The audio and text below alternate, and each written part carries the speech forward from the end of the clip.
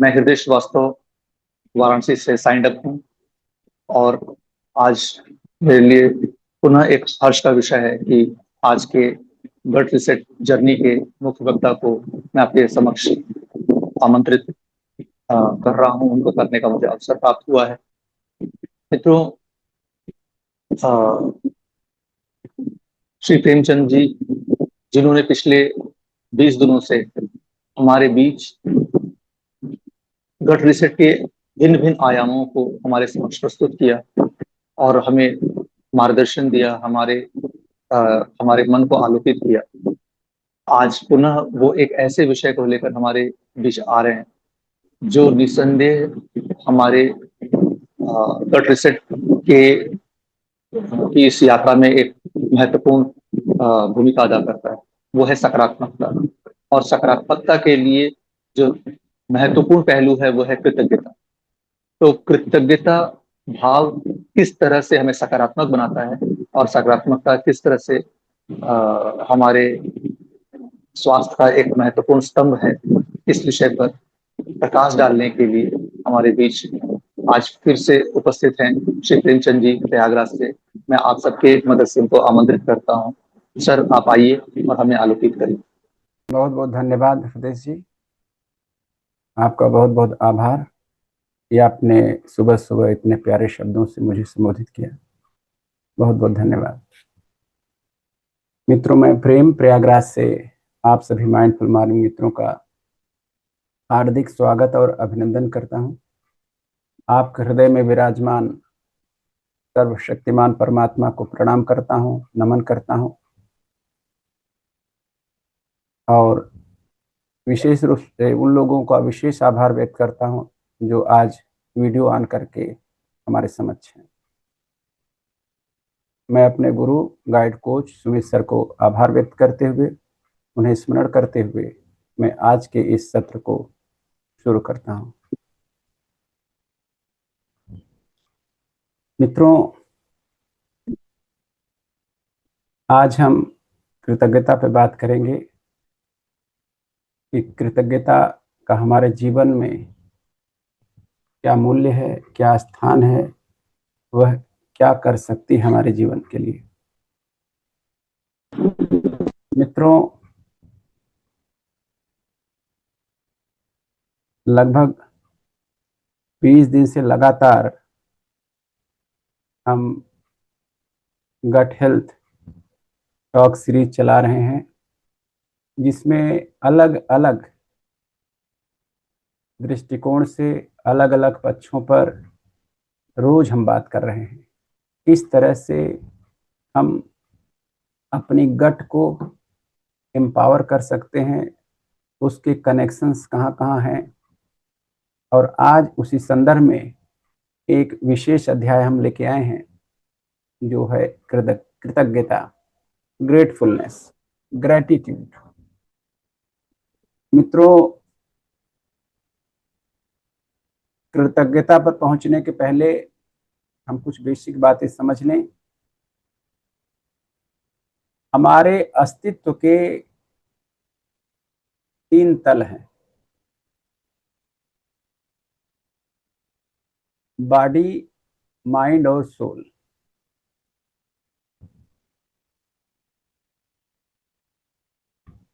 थोड़ा इसका विस्तार समझ लें, तब हम कृतज्ञता पर पहुंचेंगे तो ज़्यादा अच्छी तरीके से हम समझ पाएंगे और अपने जीवन में उसे लागू करने के लिए संकल्प ले पाएंगे। क्योंकि जब तक हम रियलाइज नहीं करते, किसी चीज के प्रति हम सजग नहीं होते, जब तक हमें एहसास नहीं होता, हम कदम नहीं उठाते। हमारा प्रयास होगा कि आज आपको हम एहसास कराएं कि क्यों कृतज्ञता बहुत ही अधिक आवश्यक है। मित्रों, बॉडी, माइंड और सोल, अगर हम शरीर के तल पर समझें तो हमारी बेसिक नीड है भोजन, ऑक्सीजन। अगर हम उसको दूसरी भाषा में बोलें फिजियोलॉजिकल और मेटाबॉलिक तरीके से उसे कहें तो हमें मूलतः ऊर्जा चाहिए। अगर हम ऊर्जावान नहीं हैं तो बेसिक रूप से हम निष्प्राण हो जाते हैं, यानी एनर्जी। और वह एनर्जी सबके साथ अलग अलग स्तर पे होती है। बच्चों में कुछ अलग लेवल पे रहती है, एडल्ट में कुछ अलग लेवल पे रहती है, और जब एजेड हो जाते हैं, ओल्ड एज में कुछ अलग लेवल पे रहती है। उसका ग्राफ ऊपर नीचे होता रहता है। अगर हम बच्चों की बात करें मित्रों, कल्पना कीजिए एक पुत्र, एक माँ और मतलब उस पुत्र के माता पिता हैं, और उनका 5 साल का बच्चा बहुत तेजी से दौड़ रहा है, और माँ पीछा कर रही है उस बच्चे का पकड़ने के लिए, लेकिन माँ पकड़ नहीं पा रही है, जबकि वह माँ उससे 25 वर्ष बड़ी है।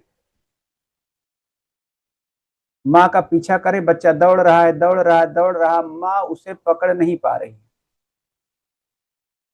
इसका मतलब है बच्चे में ऊर्जा का स्तर ज्यादा है, माँ में ऊर्जा का स्तर कम है। क्योंकि माँ थक कर बैठ गई, बच्चा अब भी दौड़ रहा है। इसका मतलब है बच्चे में ऊर्जा का स्तर काफी ज्यादा है। लेकिन आगे बढ़ते हैं, माँ उस बच्चे को उठा लेती है, लेकिन बच्चा माँ को नहीं उठा पाता। इसका मतलब है स्ट्रेंथ बच्चे के अंदर कम है, माँ के अंदर ज्यादा है। लेकिन और आगे बढ़ेंगे तो उस बच्चे को माँ 1 घंटा उठाए रखती है तो थक जाती है, लेकिन पिताजी उठा लेते हैं तो 2 घंटे में भी नहीं थकते। इसका मतलब है स्टेमिना भी कोई चीज है।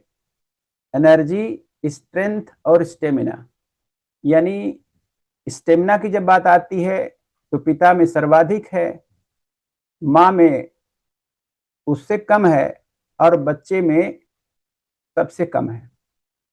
लेकिन वो तीनों एक दिन बाहर जाते हैं, दैव योग से भीग जाते हैं, और उस भीगने का परिणाम तीनों पर अलग अलग होता है। एक को कुछ भी नहीं होता, एक हॉस्पिटल तक पहुंच जाता है, भर्ती करना पड़ता है। एक की बॉडी थोड़ी सी गर्म हो जाती है और वो ठीक हो जाता है। इसका मतलब क्या हुआ? इम्यूनिटी भी कुछ चीज होती है, रोगों से लड़ने की क्षमता भी कुछ चीज होती है। यानी उन तीनों के इम्यूनिटी में स्तर अलग अलग है। किसी की इम्यूनिटी बहुत अच्छी है, किसी की कम अच्छी है, किसी की बिल्कुल अच्छी नहीं है। इसका मतलब हुआ कि मित्रों, हमारे इस शारीरिक तल पर एनर्जी, स्ट्रेंथ, स्टेमिना और इम्यूनिटी ये अपना रोल अदा करती हैं। ये हम किस तरह से क्या भोजन करते हैं, किस तरह से हम एक्सरसाइज करते हैं, क्या हमारा एक्टिविटी लेवल है, सोना जागना, क्या हाइड्रेशन है, बहुत सारा शरीर के तल पे निश्चित होता है। लेकिन और आगे जरा बढ़ते हैं, एक बुरी खबर आ जाती है। बुरी खबर में सबसे घायल वो हो गया जिसकी बॉडी गर्म नहीं हुई थी, जो हॉस्पिटल भी नहीं पहुंचा था, जिसको फीवर भी नहीं आया था। सबसे ज्यादा घायल वही हो गया। यानी जब माइंड में कोई चीज नेगेटिव आ जाती है मित्रों, तो शरीर का तल उस पर काम नहीं करता। यानी अगर माइंड के लेवल पे कोई चीज आ गई, नकारात्मक चीज आ गई, जैसे आपने भगवत गीता में पढ़ा है कि अर्जुन को मोह हो गया, यानी माइंड में कोई चीज नकारात्मक आ गई तो उनका धनुष बाण प्रत्यंचा गिर गया और उनके गाल जो है निढाल पड़ गए। मतलब कि उनका शारीरिक बल काम नहीं कर रहा था। इसका मतलब है कि मन का तल शरीर के तल से ऊपर है। जो मन में होता है वो शरीर में रिफ्लेक्ट करता है। अगर मन की बात करें तो उसमें TEAM यानी थॉट, इमोशंस, एटीट्यूड और माइंडसेट, ये इसको आप व्यापक फलक में इस तरह समझ सकते हैं कि अगर थॉट के लेवल पे प्रॉब्लम है तो शरीर के लेवल पे निश्चित रूप से रिफ्लेक्ट होगा, सकारात्मक या नकारात्मक उसी हिसाब से। अगर इमोशनल लेवल पे प्रॉब्लम है, ये सब एक ही थैले के चट्टे बट्टे हैं, थॉट, इमोशंस, एटीट्यूड, माइंडसेट। हम ये चारों इसलिए बोल रहे हैं कि आप किसी भी एंगल से बात को समझ लें। थॉट में प्रॉब्लम है तो बॉडी में रिफ्लेक्ट होगा, इमोशंस में प्रॉब्लम होगा यानी भावनाओं में प्रॉब्लम है तो बॉडी में रिफ्लेक्ट होगा, एटीट्यूड में प्रॉब्लम है, नकारात्मक है सकारात्मक है, उसका असर बॉडी में आएगा, माइंडसेट में प्रॉब्लम है तो बॉडी में आएगा।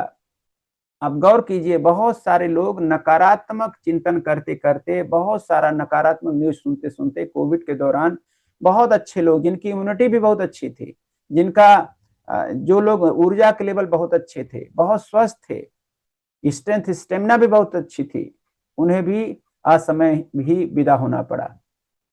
अब और आगे बढ़ते मित्रों, अगर माइंडसेट में प्रॉब्लम है यानी एटीट्यूड में प्रॉब्लम है तो बॉडी में बहुत तेजी से वो असर डालती है। लेकिन इसके ऊपर एटीट्यूड के माइंडसेट के ऊपर आता हमारा ग्रेटिट्यूड। अगर किसी के ग्रेटिट्यूड में, ग्रेटफुलनेस में प्रॉब्लम है तो एटीट्यूड सकारात्मक हो ही नहीं सकता। अगर कोई व्यक्ति ग्रेटफुल नहीं है तो नेक्स्ट टू इम्पॉसिबल है कि वो उसका एटीट्यूड पॉजिटिव होगा, नाटक कर सकता है। यानी आज का जो विषय है वो ऊर्जा से ऊपर है, स्ट्रेंथ से ऊपर है, स्टेमिना से ऊपर है, माइंडसेट से ऊपर है, एटीट्यूड से ऊपर है, इमोशन से ऊपर है, आपके इस तरह से थॉट प्रोसेस से भी ऊपर है, यानी ग्रेटिट्यूड। ग्रेटिट्यूड पे आज हम कुछ बात करेंगे। अब ग्रेटिट्यूड से भी ऊपर है कुछ। अगर आप माइंडफुलनेस में नहीं जीते, आप सजगता पूर्वक नहीं जीते, होश पूर्वक नहीं जीते, तो ग्रेटफुल हो ही नहीं सकते आप। जब आपको एहसास ही नहीं होगा कि इसने आपकी लाइफ में क्या किया है तो आप ग्रेटफुल क्यों होंगे। इसलिए जो माइंडफुली काम करते हैं, माइंडफुली जीवन जीते हैं, वो अनायास ही ग्रेटफुल होने लगते हैं। यानी ये ग्रेटफुलनेस और माइंडफुलनेस, ये चोली दामन का रिश्ता इनके अंदर है। अगर माइंडफुलनेस आएगा तो ग्रेटफुलनेस भी आ जाता, ग्रेटफुलनेस आएगा तो माइंडफुलनेस भी आ जाता। यहां से हम सोल के लेवल पे आ जाते हैं। माइंड, बॉडी, माइंड और सोल, ग्रेटफुलनेस, माइंडफुलनेस, ये हमारे आत्मा के धरातल पे सब बातें जाती हैं। और इसके भी ऊपर है, माइंडफुलनेस के ऊपर भी आता है फेथफुलनेस, यानी आस्थावान होना। अगर कोई व्यक्ति किसी दिव्य शक्ति या अस्तित्व के सानिध्य में आ जाता है, समर्पित कर देता है, आश्रय प्राप्त कर लेता है, तो वो फियरलेसनेस में आ जाता है। और जहां समर्पण हो जाता है वहां ईगोलेसनेस आ जाता है। जहां ईगोलेसनेस होगा वहीं फेथ होगा। फेथ है और ईगो अभी चरम पर है, इसका मतलब फेथ है ही नहीं। फेथफुलनेस और ईगोलेसनेस ये समानार्थी हैं। फेथफुलनेस, फियरलेसनेस समानार्थी हैं। फेथफुलनेस, फियरलेसनेस, ग्रेटफुलनेस समानार्थी हैं, भाव में एक जैसे हैं। और यहीं पैदा होती है करुणा, कंपैशन। यहीं पर अनकंडीशनल लव पैदा होता है। ये सब एक ही थैले के चट्टे बट्टे हैं, एक ही परिवार के साथी हैं। Gratefulness, mindfulness, unconditional love, compassion, faithfulness, egolessness. अगर कोई व्यक्ति ईगो में है, जितना ज्यादा ईगो में होगा उतना ही ज्यादा वो डरेगा, क्योंकि डर तभी खत्म होगा। ईगो है इसका मतलब कहीं पर किसी के प्रति फेथ नहीं है। अगर फेथ बढ़ेगा तो ईगो डाउन होगा, अगर फेथ कम होगा तो ईगो बढ़ेगा, फियर बढ़ेगा।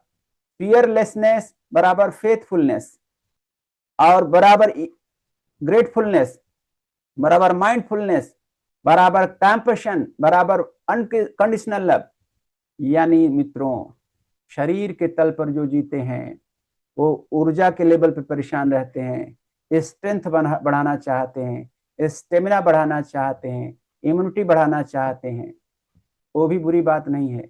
लेकिन मित्रों, अगर हम थोड़ा एटीट्यूड पे अपने काम कर लें, अपने ग्रेटिट्यूड पे काम कर लें, अपने फेथफुलनेस पे काम कर लें, अपने माइंडफुलनेस में काम कर लें, जरा थोड़ा अनकंडीशनल लव को समझ लें, जरा लोगों ने हमारे प्रति हमको क्या दिया है, अस्तित्व ने क्या दिया है, परिवार ने क्या दिया है, माता पिता ने क्या दिया है, हमारा इस हमारी सरकारी मशीनरी हमारे लिए क्या कर रही है, सिस्टम हमें क्या दे रहा है, या चारों तरफ से जो कृपा बरस रही अस्तित्व की, उसकी महिमा को थोड़ा सा एहसास कर लें तो लाइफ अलग लेवल पे हो जाएगी। मित्रों, आइए थोड़ी देर के लिए समझते हैं कि ग्रेटफुलनेस, ग्रेटिट्यूड आपकी लाइफ में क्या कर सकती है। हमारे भारतीय संस्कृति में कहा गया मित्रों कि कृतज्ञो भव, यानी कृतज्ञ हो। कृतज्ञता को मोक्ष का द्वार बोला गया है। हमारे भारतीय संस्कृति में कृतज्ञता को मोक्ष का द्वार बोला गया, यानी जो व्यक्ति कृतज्ञ होगा उसके जीवन में आनंद का स्रोत फूट पड़ता है। कृतज्ञता आपके जीवन में क्या क्या जादू कर सकती है, क्या क्या कमाल कर सकती है, इसको वैज्ञानिकों ने भी बहुत सारे प्रयोग किए हैं। हार्वर्ड मेडिकल जो स्कूल है, उन्होंने भी इस पे बहुत सारे शोध कराए कि ऐसे ऐसे ग्रुप बनाए, उनको ग्रेटिट्यूड की प्रैक्टिस कराई, ग्रेटिट्यूड जर्नलिंग की, यानी ऐसी बातों को रोज लिखें जिसके प्रति आप कृतज्ञ हो सकते हैं, छोटी से बड़ी बातें। कई सप्ताह तक उन्हें रोज एक जर्नल बनवाया, लिखवाया, ऐसे वातावरण में रखा कि उनको फील कराया कि वास्तव में कृतज्ञ होना बहुत जरूरी है। और जब उनका एक लेवल बढ़ा तो देखा गया कि उनके अंदर जो परिणाम आए बहुत चमत्कारिक थे। वो परिणाम क्या आए? उनकी नींद की गुणवत्ता बेहतर हो गई, उनका कार्डियोवास्कुलर हेल्थ बेहतर हो गई, डिप्रेशन और एंजाइटी कम हो गई, कार्टिसोल यानी जो स्ट्रेस का लेवल है, कार्टिसोल का स्तर कम हो गया, डेडली इमोशन, ईर्ष्या, द्वेष, जलन, डाह, तुलना, ये कम हो गया, उनकी मेंटल हेल्थ बेटर हो गई, उनके जो ब्रेन की रिवार्ड सर्किट है वो ज्यादा अच्छी एक्टिव हो गई, यानी यहाँ से डोपामाइन, सेरोटोनिन, ये सारी चीजें बेहतर तरीके से आने लगी। भय और तनाव, अकेलापन नियंत्रित हो गया, निर्णय क्षमता संतुलित हो गई। और दूसरे ग्रुप में जहां पर उन्होंने ऐसा नहीं किया था, उसमें दोनों में जमीन आसमान का फर्क दिख रहा था। यानी ग्रेटफुलनेस न केवल ये आस्था का विषय है, ये साइंस का भी विषय है, ये मनोविज्ञान भी इस पे बहुत काम कर रहा है। तो ग्रेटफुलनेस से आपको क्या क्या हो सकता है, इसको जरा एहसास करें आप। ये आपको अगर अपनी इमोशनल प्रॉस्पेरिटी बढ़ाना है, आपके बाहर आप बाद में प्रॉस्परस होंगे, पहले इमोशनल लेवल पर, भावनाओं के लेवल पे आप रईस होंगे, धनी होंगे, तभी आप बाहर धनी होंगे, तभी आप स्वस्थ होंगे। जो इमोशंस में पुअर है, जिसके इमोशंस बीमार हैं, जिसकी भावनाएं बीमार हैं, नेक्स्ट इम्पॉसिबल है कि वो स्वस्थ होगा, शारीरिक रूप से, मानसिक रूप से, आध्यात्मिक रूप से तो वो अभी बात ही नहीं बनेगी, वो तो बड़ी दूर की बात है। वेदों से लेकर गीता तक, हमारे संत साहित्य तक, हर जगह आभार की महिमा का गुणगान किया गया है। आभार बहुत बड़ी बात, मैंने क्या बोला था, आभार जुड़ता है ईगोलेसनेस से। हर जगह कहा गया, जब अहंकार होगा तो प्रभु का द्वार आपके लिए खुल नहीं सकता, आनंद के स्रोत फूट नहीं सकते, आपको बहुत ही कठिनाइयों में, सफरिंग में ही जीना पड़ेगा, उथल पुथल में ही रहेंगे आप। इसलिए ग्रेटफुलनेस की बात बहुत ही जोर शोर से हर जगह कही गई। जीवन का प्रत्येक पल, प्रत्येक अवसर, प्रत्येक संसाधन और सुविधा किसी न किसी अनुग्रह का फल है। इसे स्वीकार करना ही कृतज्ञता है। लोग लोग फॉर ग्रांटेड ले लेते हैं। हम वाईफाई के यूज कर रहे हैं, हम लैपटॉप यूज कर रहे हैं, हम ये स्पीकर यूज कर रहे हैं, हम जूम यूज कर रहे हैं, जिसके माध्यम से आपसे कनेक्टेड हैं। अगर आप इसको फील करने लगे तो आपके रोंगटे खड़े हो जाएंगे। कितने इंजीनियर्स की तपस्या इसमें शामिल है, कितने लोगों की अनगिनत अनगिनत न्यूमरस वैज्ञानिक, उन वैज्ञानिकों को पालने पोषने वाले माता पिता, उनको ट्रेन करने वाले स्कूल कॉलेज प्रोफेसर सिस्टम, उनको बढ़ाने पढ़ाने वाले, उनको परवरिश करने वाली ये सांसारिक और ये अस्तित्वगत जितनी भी सुविधाएं हैं, क्षित जल पावक गगन समीरा, अगर आप सोचने लगिए तो आप ये वापस नहीं कर सकते जितना मिला है आपको। आप सोचिए, इतनी सुविधाएं सोचते कि हम पैसा दे के यूज कर रहे हैं। उस बात पर भी मैं आता हूं कि आप पैसा दे के क्या क्या कर सकते हैं। पॉजिटिव साइकोलॉजी, ये आजकल साइकोलॉजी भी कृतज्ञता पे बहुत सारे प्रयोग कर रही है। वो कहती है gratitude reforms our attention from scarcity to abundance. अगर आप ग्रेटफुलनेस में जीते हैं तो आप गरीबी से अमीरी का भाव आपके मन में आ जाएगा। यानी ब्रह्मांड में किसी चीज कमी नहीं है, अबंडेंस सब कुछ है। जो ग्रेटफुल नहीं होता वो चारों तरफ से एक ऐसी शेल क्रिएट कर लेता है कि उसको कुछ भी नहीं मिल पाता। हमारे आर्ष ग्रंथों में इस बात का जिक्र है कि अगर आप कृतज्ञता ज्ञापित नहीं करेंगे, जो है पहले उसके बारे में नहीं बताएंगे, उसके लिए आभार व्यक्त नहीं करेंगे, उसके लिए अहोभाव व्यक्त नहीं करेंगे तो जो नहीं है, जो चाहते हैं, जो आपके पास नहीं है, वो न होना ही बढ़ने लगेगा। यानी अगर आप धन नहीं है, आप जितना है उसके प्रति भी कृतज्ञ नहीं, छोटी से छोटी बात के लिए कृतज्ञ नहीं है, तो धन नहीं आएगा, बल्कि आपके धन में और कमी आने लगेगी। यानी जो है, अगर उसके लिए पहले अपने नियामतें नहीं गिनते आप, तो जो आप चाहते हैं वो और मिलने के बजाय और चला जाता है। यानी आप देंगे नहीं तो जो है वो भी ले लिया जाएगा। कहते हैं living is giving. Living is giving कैसे, मैं आगे बात करूंगा। कृतज्ञता केवल भाव नहीं है कि एक भाव है, ये व्यवहार में दिखना चाहिए, ये आपका कर्तव्य रूप है। मित्रों, ये कृतज्ञता एक ऐसा भाव है कि ये यहीं से धर्म की शुरुआत होती, यहीं से। और कृतज्ञता, अगर कोई कृतज्ञ नहीं है तो यही सारी कठिनाइयों का, सारी समस्याओं की यही जड़ है। मित्रों, हमारा न्यूरोसाइंस भी इस पे काम कर रहा है, विज्ञान भी काम कर रहा है।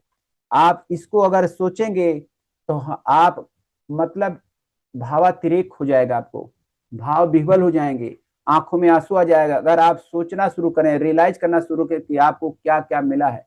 हमारी एक एक कोशिकाएं ऋणी हैं, एक एक कोशिकाएं। आप बैलेंस शीट बनाइएगा कि आपको क्या मिला है और आपने क्या लौटाया है, तो आप बैलेंस शीट देख करके रोने लगेंगे। आप लगेगा कि लौटाया कुछ भी नहीं है जितना मिला है उसकी तुलना में। हमारे यहाँ देव ऋण की बात की गई है, हमारे यहाँ ऋषि ऋण की बात कही गई है, हमारे यहाँ पितृ ऋण की बात कही गई है। जीवन हमारा इन 3 ऋणों से बंधा है। अपने जीवन को अगर ऋण करना है तो इन ऋणों को स्मरण कीजिए, इसके बदले कुछ लौटाइए, इनके प्रत्युत्तर में कुछ कीजिए। ये मित्रों हमारी पूरी की पूरी भक्ति परंपरा, समर्पण, ये ग्रेटफुलनेस से निकली हुई है। स्पिरिचुअल ग्रेटफुलनेस हमारे अंदर रेजिलियंस लेके आती है, सफरिंग को कम करती है, हमारे मेंटल पीस को बढ़ाती है। मित्रों, हमारे सारे धर्मों का आधार, दुनिया में कोई धर्म है आप मूलभूत तरीके से देखेंगे, उसका आधार कृतज्ञता है, ग्रेटफुलनेस है। सारी की सारी जो रिचुअल्स हैं वो ग्रेटफुलनेस से पैदा हुई हैं। ग्रेटफुलनेस बहुत बड़ा सीक्रेट है, बहुत बड़ा जादू है जो आपको जीवन को बहुत क्वालिटेटिव तरीके से रातों रात भी बदल सकता है। आप ये ऑफ और ऑन जैसी स्थिति है। अगर आप ग्रेटफुल होना शुरू कर दें तो एक ऐसा वैक्यूम क्रिएट होगा, चारों तरफ से अदृश्य शक्तियां पॉजिटिव ऊर्जा बरसाने लगेगी, ग्रेस बरसने लगेगी, कृपा बरसने लगेगी। आप मिरेकल खड़ा करना चाहते हैं तो ग्रेटफुलनेस को समझना पड़ेगा। जहां कृतज्ञता होती है वहां प्रकृति की महिमा अपने आप खिल उठती है। आपके जीवन में आपका क्या है, जरा सोचिए, विचार कीजिए। सब कुछ तो मिला, एक एक कोशिकाएं हमारे माता पिता से मिली हैं, अस्तित्व से मिला है।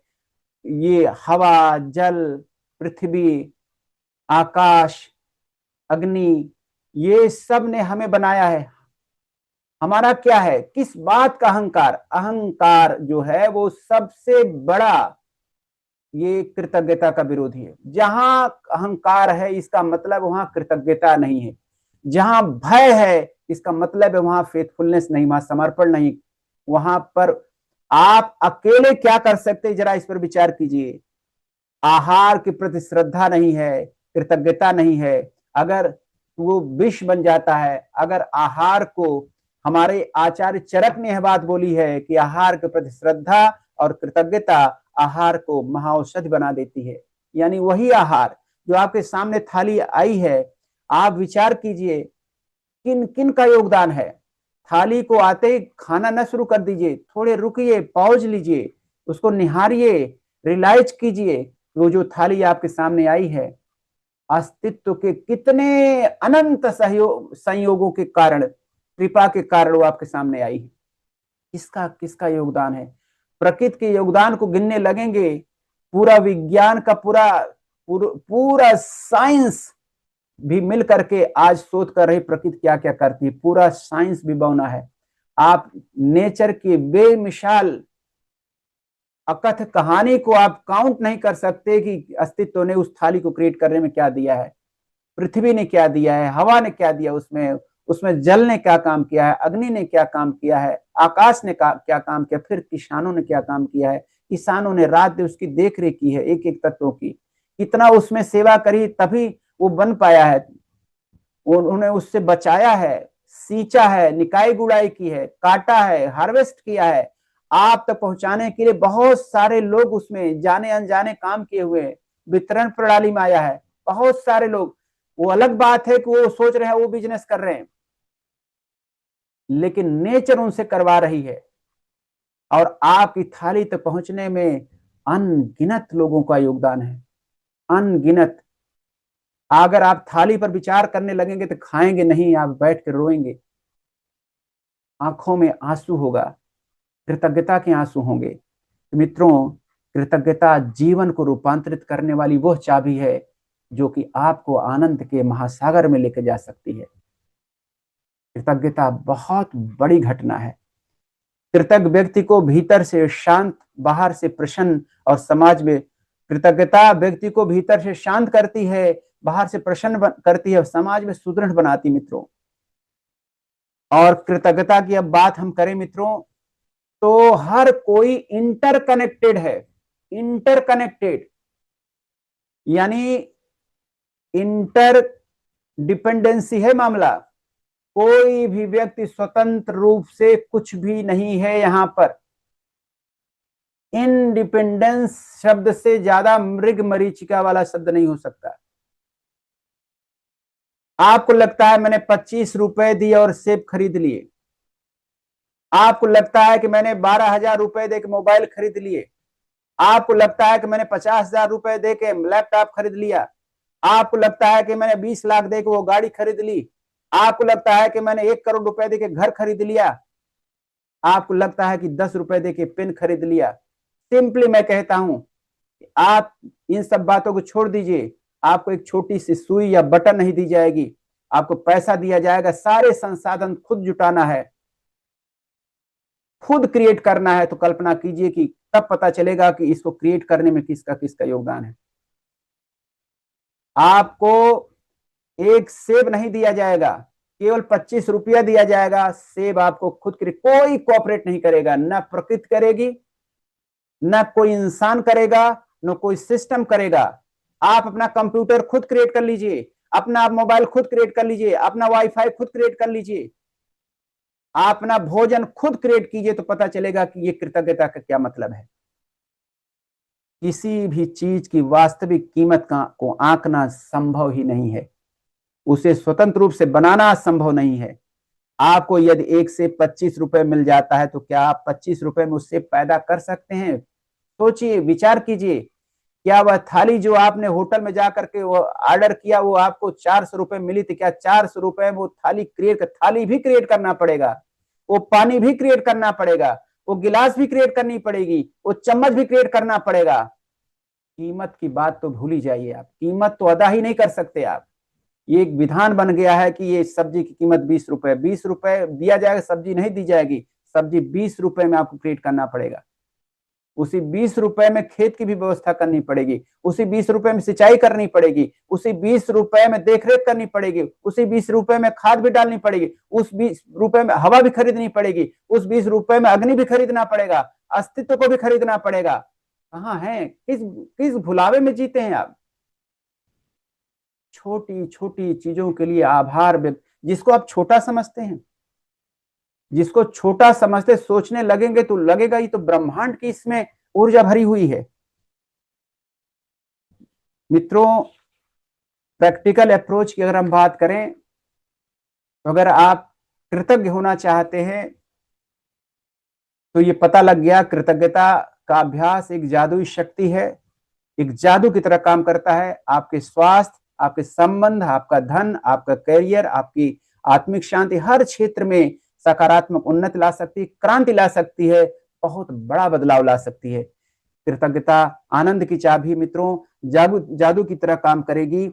सारी सुख सुविधाएं आपके अपने हृदय पर हाथ रख करके विचार कीजिए कि किस किस चीज के लिए आप कृतज्ञ, जिससे आप जिसको नहीं पसंद करते उसके लिए भी जरा थोड़ी देर के लिए सोचिए।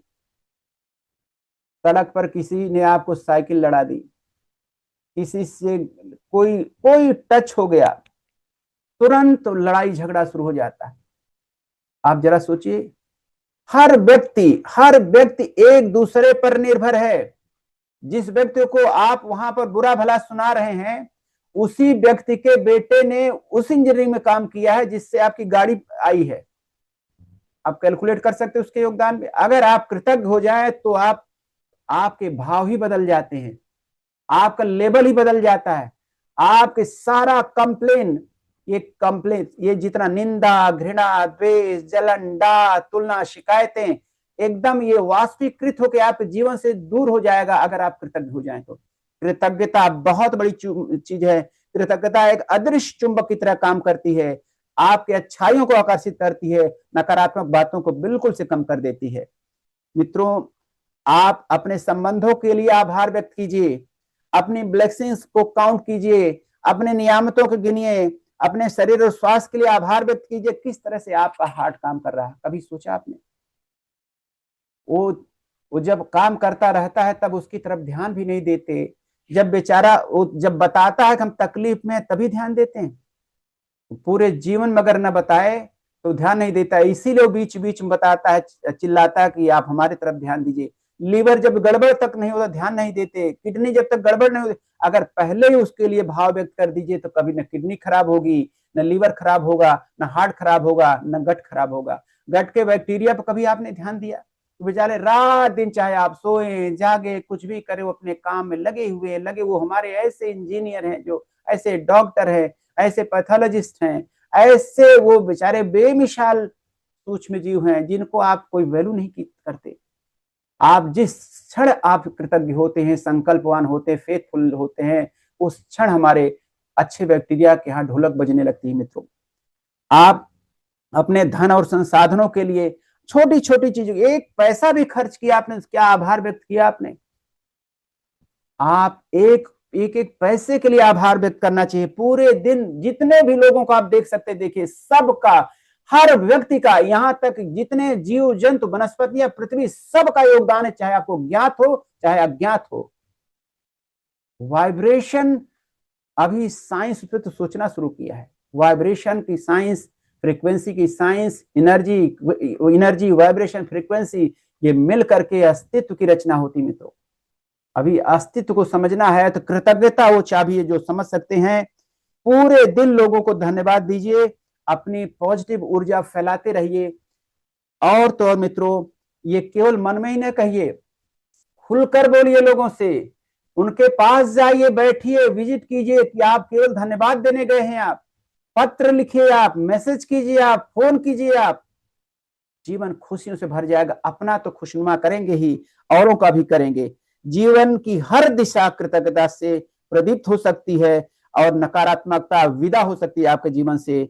ऐसे व्यक्तियों को भी चुनिए जिन्हें आप नहीं पसंद करते, उनमें भी आप कृतज्ञता कुछ चीजें खोजिए कि जिसके प्रति आप कृतज्ञ हो सकते हैं। अगर आप इस लेवल पे जा सकते हैं तो आपके हर रिश्ते आपके अच्छे हो जाएंगे। लोगों में हाँ, कोई भी धरती पर ऐसा व्यक्ति नहीं जिसके अंदर कमी नहीं है। नेवर नेवर, कोई ऐसा है ही नहीं है। सारे लोग तो यहाँ आए हैं अपने कमियों को ठीक करने के लिए। ये संसार एक प्रयोगशाला है, सुधार गृह है। यहाँ आप कमियां ही ठीक करने आए हैं। इस धरती पर आप इस समय हैं, इसका मतलब है आपके अंदर कमियां हैं। और कमियां ही नहीं, आपके अंदर अच्छाइयां भी हैं। अगर हर इंसान जिसको पसंद करते हैं उसकी अच्छाइयों को देखते हैं आप, जिसको नापसंद करते हैं उसकी कमियों को काउंट करते हैं।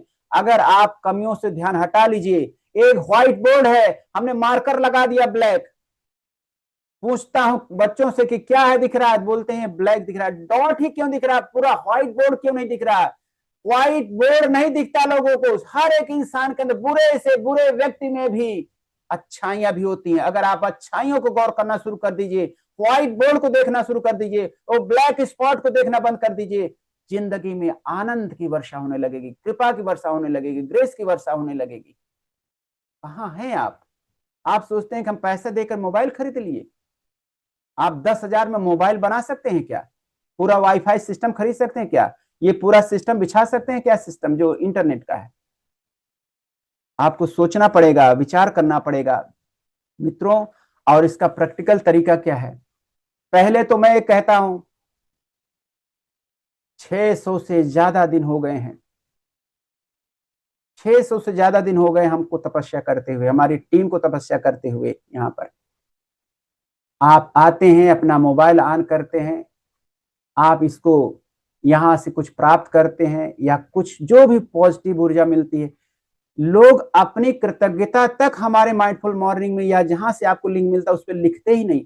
आज आप बैठिएगा, कम से कम 5 बात लिखिएगा जो आप 1 महीने से आ रहे, 2 महीने से आ रहे, 15 दिन से आ रहे, आज आए हुए हैं, या फिर 6 महीने से आ रहे हैं, साल भर से आ रहे हैं, 1.5 साल से आ रहे हैं, 2 साल से इसमें आ रहे हैं।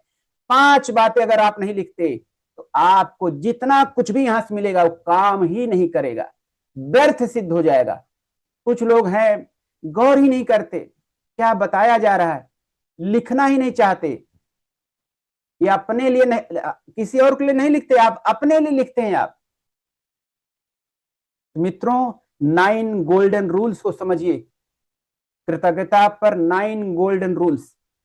पहला रूल है कि आप छोटी छोटी अच्छाई देखना शुरू करिए, छोटी सी छोटी, एक एक, कोई भी बात महत्वहीन नहीं है, कोई भी बात महत्व नहीं। एक बात अगर आपके पास सिर्फ, आप सोचिए आपके पास भोजन बनाने की सारी चीजें आपके घर में है, मतलब पूरा अनाज भी है, सब्जी भी है, सब है, नमक है, सब कुछ है, बनाने वाला भी खड़ा है, आपके पास सब कुछ है, बर्तन भी है, पानी भी है, लेकिन माचिस नहीं है। बिना माचिस के, और माचिस दी भी नहीं जाएगी आपको, अग्नि खुद पैदा करनी पड़ेगी तो पता चलेगा कि छोटी छोटी बातों का। और पड़ोसी ने आपको माचिस दे दी, आप फॉर्मेलिटी में थैंक यू बोलते हैं, अगर सही सही थैंक यू बोलेंगे ना, आंखों में आंसू आ जाएगा, उसी दिन से आपका आध्यात्मिक लेवल ऊपर हो जाएगा। छोटी छोटी चीजों को देखिए, नोटिस द गुड। कहीं पर भी कुछ भी है, यहाँ आजकल तलाक बढ़ रहे हैं, झगड़े बढ़ रहे हैं, ईर्ष्या द्वेष बढ़ रहे हैं, मुकदमे बढ़ रहे हैं। अगर ग्रेटफुलनेस की प्रैक्टिस देश को कराई जाए तो सारे के सारे मैक्सिमम मुकदमे वापस हो जाएंगे। ईगो बढ़ रहा है, इसका मतलब ग्रेटफुलनेस कम हो रहा है। और इसे आप छोटी छोटी बातों को लिखिए, एक डायरी आज रात बनाना शुरू कीजिए, आज से ही शुरू कीजिए। एक डायरी जाइए, नई सी डायरी लाइए, आज की डेट हिस्टोरिक हो सकती है, उसको लिखिए। आप रोज एक पन्ना यूज कीजिए, पूरे जीवन में 1000 डायरी भी चाहे यूज हो जाए, एक पन्ना यूज, उसमें कम से कम 5 बातें लिखिए। पूरा जीवन पूरा हो जाए, कभी पूरी बात लिख ही नहीं पाएंगे। एक पक्ष पकड़ेंगे उस पर 1000 बातें लिखिए, एक दिन में केवल 5 बातें लिखिए, आप प्रेयर करने का तरीका बदल जाएगा।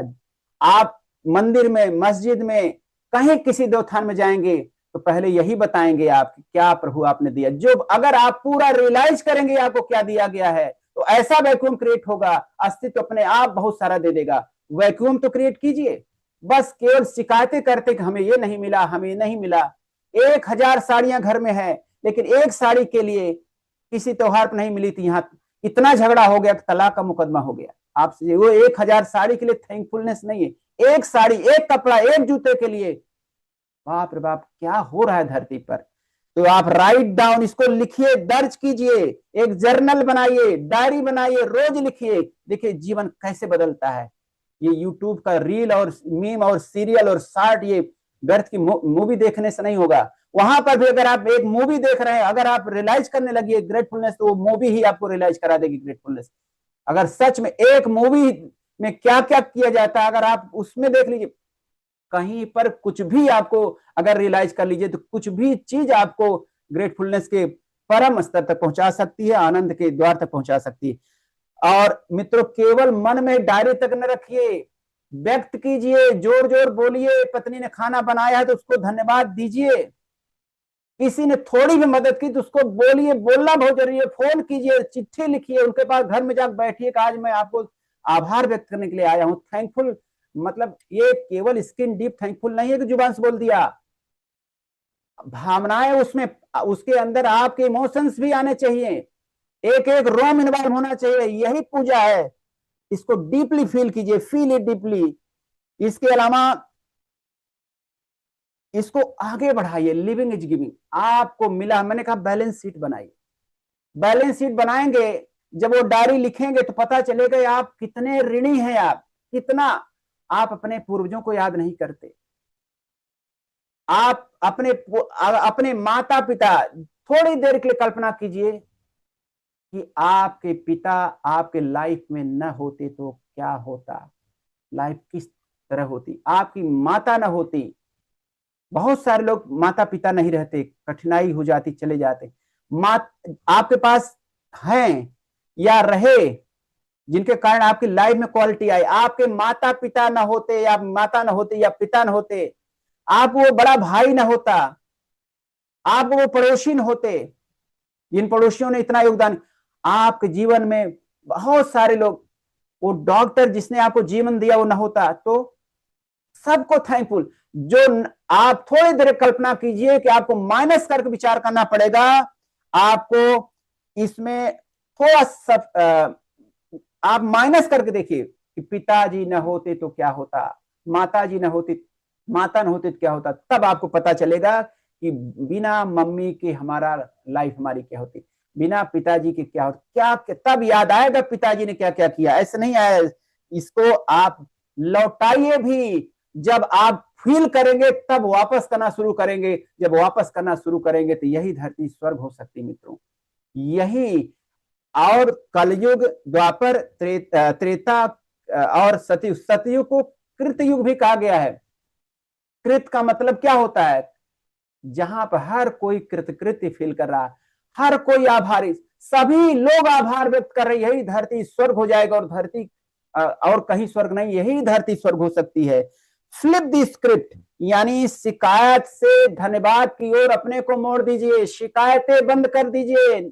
शिकायत नरक की तरफ ले जाती है, और ग्रेटफुलनेस, धन्यवाद देना, दिल से हाव भाव व्यक्त करना, स्वर्ग के रास्ते की तरफ मोड़ देता है। और तो और रिचुअल रोज प्रैक्टिस कीजिए। भोजन कर रहे हैं, वहां खाना खा रहे हैं, नहा रहे हैं, कहीं भी कुछ भी, हम तो कहते हैं फोन कॉल जो आती है, घंटी बजती है, इसको भी एक नोशन बना लीजिए, एक टूल बना लीजिए। जैसे जैसे ही कोई कॉल आती है, तुरंत कृतज्ञता याद कीजिए, तुरंत आपके माइंड सेट में कृतज्ञता छा जाएगी। इसको प्रैक्टिकल रिचुअल बना लीजिए, खाने से पहले, सोने से पहले, सुबह उठते ही ग्रेटिट्यूड को अपनी प्राथमिकता बना लीजिए, अपने लाइफ स्टाइल में जोड़ लीजिए। मित्रों, आप लेटर लिखिए, विजिट कीजिए, लोगों को बताइए, खुल के बताइए, जोर से चिल्लाइए, चुपके से ना बोलिए। 9 गोल्डन रूल फॉलो करिए मित्रों, जीवन आबाद हो जाएगा। आप ग्रेटफुलनेस की का संवाद स्थापित कीजिए, जीवन कुछ अलग लेवल पर चला जाएगा। मित्रों, मैं कितना बताऊं, जो हमने टाइटल दिया है कि gratitude the secret to emotional prosperity.